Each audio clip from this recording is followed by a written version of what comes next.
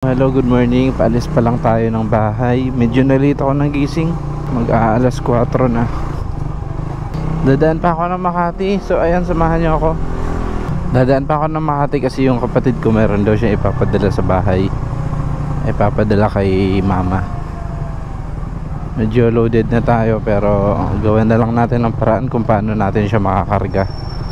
Ayan, syempre, kikwentahin natin kung magkano ang matatakbo ng ating motor na Raider 150 Fi sa takbo na papuntang Bicol. Ayan, so nag full tank na tayo. Hindi ko na na-open yung camera kasi medyo naghahabol ako ng konti sa oras sa liwanag. Kailangan kasi bago lumiwanag ay nakalabas na ako ng Metro Manila, or sana nga nasa part na ako ng Batangas. Ayan, yung ating Odo. Magre-reading tayo 24,870. Then i-update ko kayo kapag nasa Bicol na ako mamaya. Titingnan natin kung ilan yung natakbo sa odometer, tapos kung magkano ang ating napagasolina. So ayan guys, medyo masyadong madedelay yata yung biyahe natin ngayon kasi naabutan ako ng traffic. Nagkonsumo ako ng nasa kalahating oras dun sa pag-drop ko kay ate sa Makati.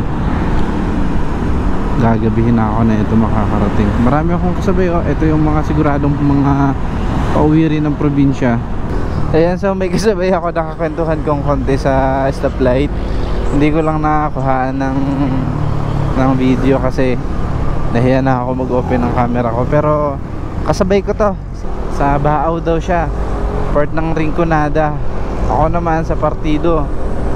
So masaya-sayang biyahe to kasi may kasabay ako. Syempre kahit papano may kakwentuhan, may kasabay na hihinto kapag kakain or magpapahinga.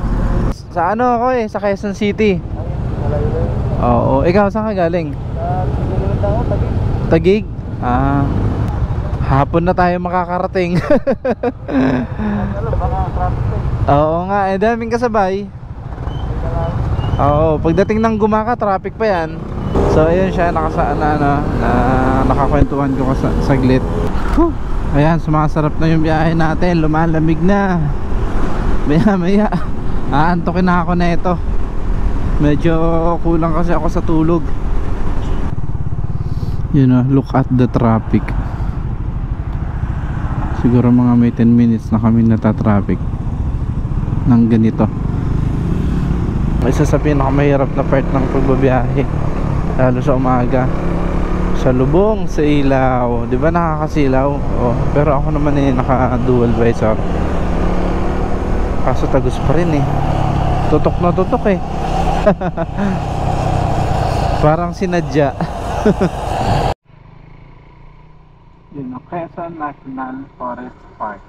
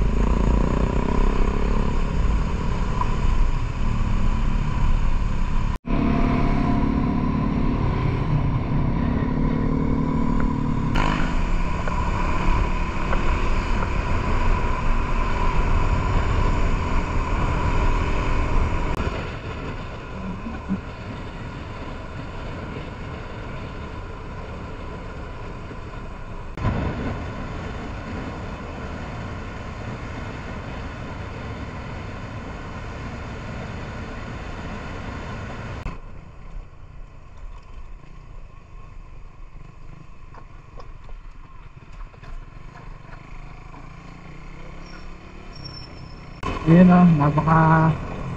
napakaganda, napakasarap partner na itong makasama ko, itong makilala ko sa biyahe, si Pops Andrew. Shoutout sa'yo, Pops Andrew. Ayan, sa pagtatapos ng ating video, maraming salamat na nakapanood ng video ito. Ayan, malapit na ako sa bahay. On na lang. Medyo napipisa na yung itlog na nilimliman ko sa upuan. Sobrang init na ng puwet ko, men. Oh my God.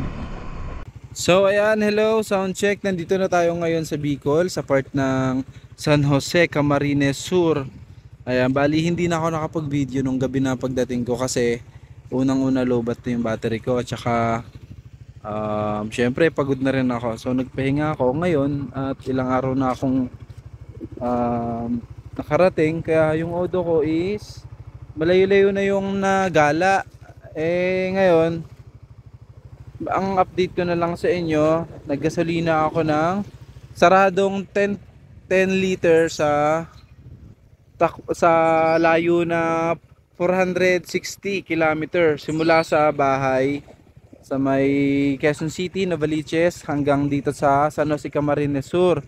So ayan, kung hindi kayo masyado familiar sa lugar dito sa San Jose, Camarines Sur, from Naga, yung Robinson hanggang dito sa may bayan namin, ang layo ay 60 km. So yun, kaya kung galing ka ng Quezon City tapos ang biyahe mo is Bicol, kung pinaka area mo is bandang Naga, ang layo lang nun ay nasa 400. So yung layo na yon, binabiyahe lang yun sa endurance ng mga 6 or 7 oras. Pero yung biyahe ko pala ay umabot ng 15 hours. Kasi traffic ng biyahe ko, tapos medyo umuulan, hindi makapag-overtake kasi maraming sasakyan kasi bago mag New Year yun eh. Pero ito, sinikap ko na matapos yung video para ma-update kayo. Ayan, buong buo pa yung ating Raider 150 Fi, nakarating ng safe, takbong pogi lang. Ayan, pumipitik ng 90-100 lang minsan, tapos babalik lang din, tikim-tikim lang, ganun lang. Ayan, shoutout din sa ating tropa na nakasabay ko sa biyahe, si Pops Andrew na taga Baaw. Ingat sa'yo sa pagbalik mo, boss. Pasensya na ako hindi tayo magkakasabay sa biyahe ngayon ha. Ayan, ito yung lugar sa amin, pier. Ito yung pier na dito kinakarga tapos dinidiskarga yung mga produkto na deliver ng Karamuan, tapos yung iba Catanduanes. Ayan, so ayan, maraming salamat. Bye bye.